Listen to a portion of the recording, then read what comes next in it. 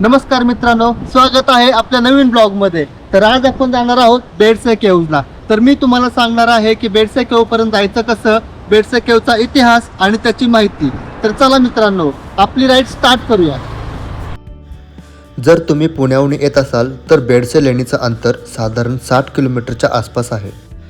पुण्याहून मुंबई पुणे महामार्गानेच म्हणजेच NH48ने लोणावळा आणि खोपोलीच्या दिशेने न जाता कामशेतच्या दिशेने जायचं. कामशेतजवळ पोहोचल्यानंतर पवना धरणाच्या दिशेने जाणारा रस्ता घ्यायचा. या मार्गावर पुढे बेडसे गाव लागतं.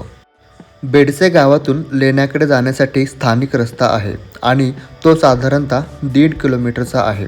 म्हणून स्वतःच्या गाडीने येत असाल तर कार आणि बाईकने बेडसे गावापर्यंत सहज पोहोचता येतं.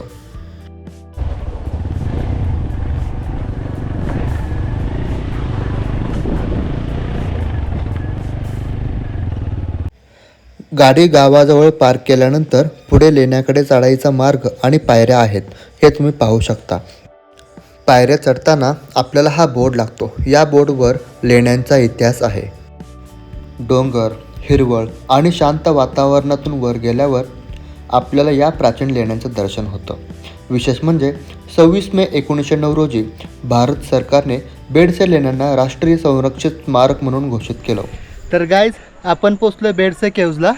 तर तुम्ही पाहू शकताय, आता आम्ही ट्रेक करतोय. तर या पायऱ्या आहेत, एकूण 445 पायऱ्या आहेत.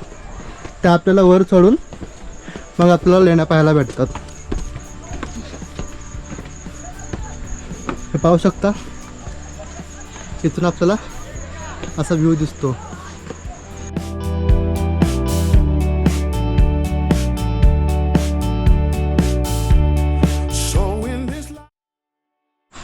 बेडसे लेणी पुणे जिल्ह्यातील मावळ तालुक्यात बेडसे या गावामध्ये पाहायला भेटतात.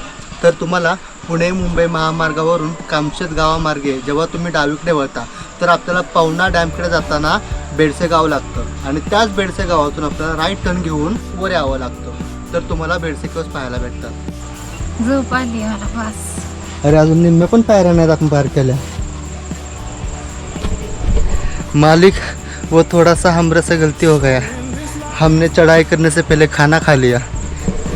अभी हमको आ रही है नींद. चलो. आजपासून जवळपास 2000 वर्षापूर्वी या दगडामध्ये हे अद्भुत शिल्पकाम करण्यात आलं होतं. सुमारे 150 मीटर लांबीच्या खडकात या लेण्यांचा समूह करण्यात आला होता.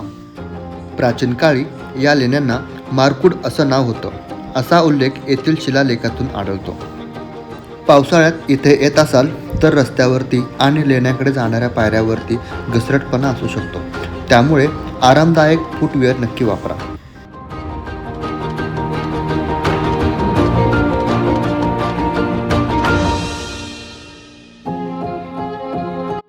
अशा तऱ्हेने हळूहळू पायऱ्या चढून वर आल्यावरती फायनली आपल्याला बेडसे लेणी पाहायला भेटले. पायऱ्या चढून वर आल्यावर डाव्या साईडला आपल्याला लेण्यांचा नकाशा पाहायला भेटतो. तुम्ही पाहू शकता, इथे तुम्ही स्मार्ट ऑडिओ गाईड इवॉक पण घेऊ शकता. तिथे QR कोड आहे असा, त्या QR कोडला स्कॅन करायचा आणि एक वैयक्तिक गाईड तुम्ही चूज करू शकता.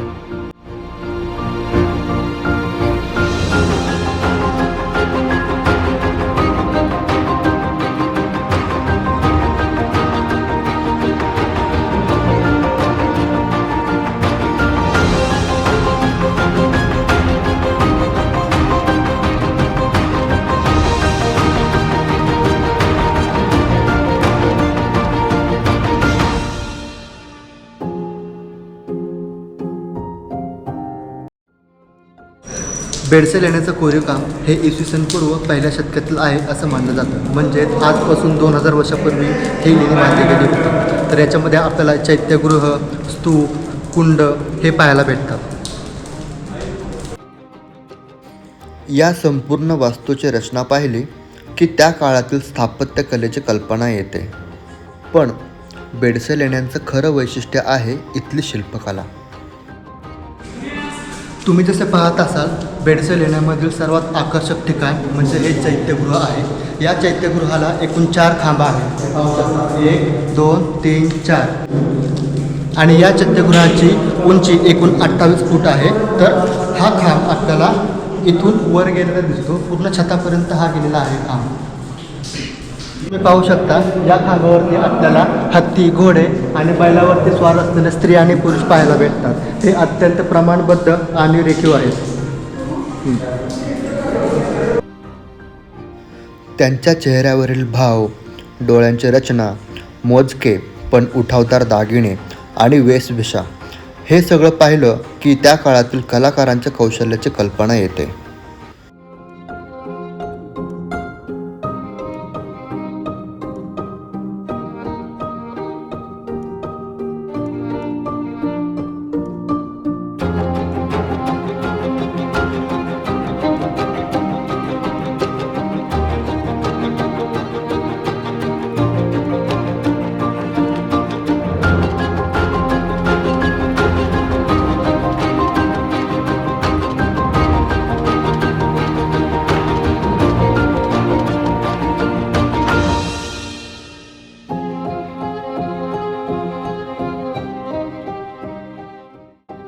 या लेण्यामधील तुम्ही उत्कृष्ट कोरीवकाम पाहू शकता.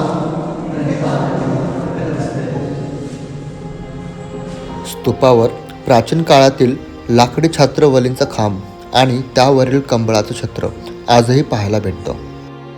विशेष म्हणजे या चैत्यगृहाच्या छताला लाकडी तुळया देखील होत्या, मात्र त्यानंतर चोरीला गेल्याचं सांगितलं जातं. या लेण्यामध्ये सुंदर चित्रकामही होतं. आज त्यातील फारच थोडे अवशेष भिंती आणि खांबावर दिसून येतात. इथल्या खांबांच्या शीर्षभागावर उमललेल्या कमळाची नक्षी कोरलेली आहे.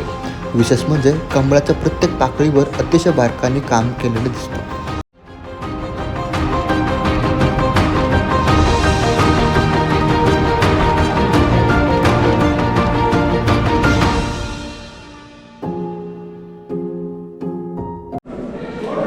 बेडसे लेणीमध्ये चैत्यगृहाच्या वरंडामधून आत आल्यावरती आपल्याला जे गोलाकार दिसत आहे हे स्तूप आहे.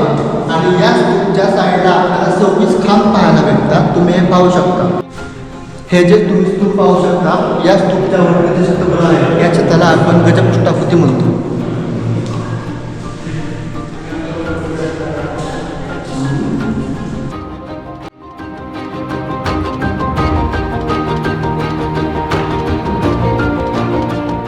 बेडसे लेण्यामधील स्तंभाकडे पाहिलं की त्यांच्या रचनेत एक वेगळेपणा जाणवतो. हे स्तंभ मौर्य शैलीतील असल्याचं मानलं जातं. तसंच त्यांना पार्सपोलिटीन धर्तीचे स्तंभ असंही म्हटलं जातं. पार्सपोलिस हे प्राचीन इराणमधील एक महत्त्वाचं शहर होतं.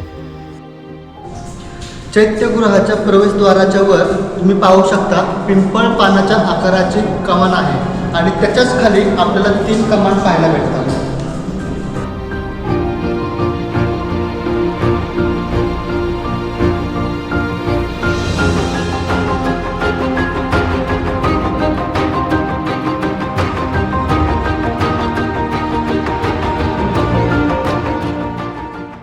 तर चैत्यगृहामध्ये 3 चैत्य कमाने पाहायला भेटतात. त्यापैकी एका भागावरती आपल्याला जाळीदार नक्षीकामातून एक गवाक्ष तयार केलेले दिसते. याला आपण गवाक्ष म्हणतो. या वास्तुशैलीतून प्राचीन भारत आणि इतर संस्कृतीमधील वास्तुकलेच्या संबंधाची एक झलक पाहायला.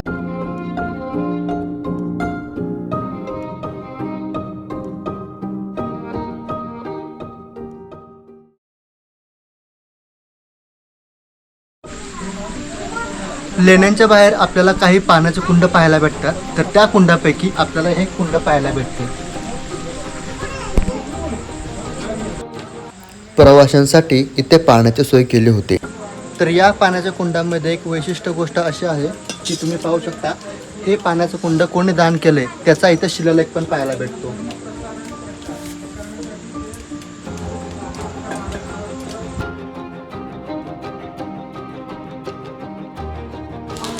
चैत्यगृहाच्या उजवीकडे आल्यावरती आपल्याला मुख्य विहार पाहायला भेटतं.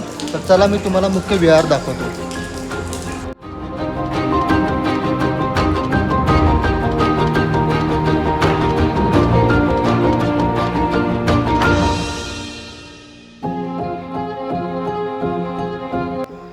हा बौद्ध भिक्षूंचा निवास मठ म्हणून वापरला जात असावा.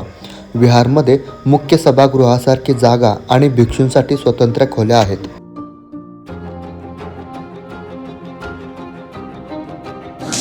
पूर्वीच्या काळी लोक इथे तप करण्यासाठी यायचे, तर त्यावेळेस त्यांना फक्त 3 दिवस तप करण्यासाठी टाईम दिला जायचा.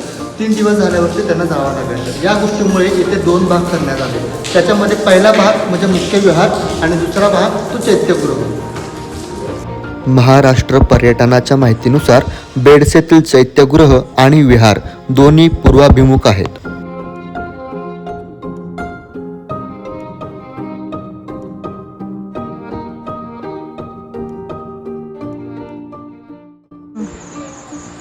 जर तुम्हाला हा व्हिडिओ आवडला असेल तर प्लीज या व्हिडिओला लाईक करा. आणि अशा प्रकारे जर तुम्हाला ऐतिहासिक आणि निसर्गरम्य ठिकाणांचा शोध घ्यायचा असेल तर प्लीज या चॅनलला सबस्क्राईब करा आणि कमेंट करायला विसरू नका.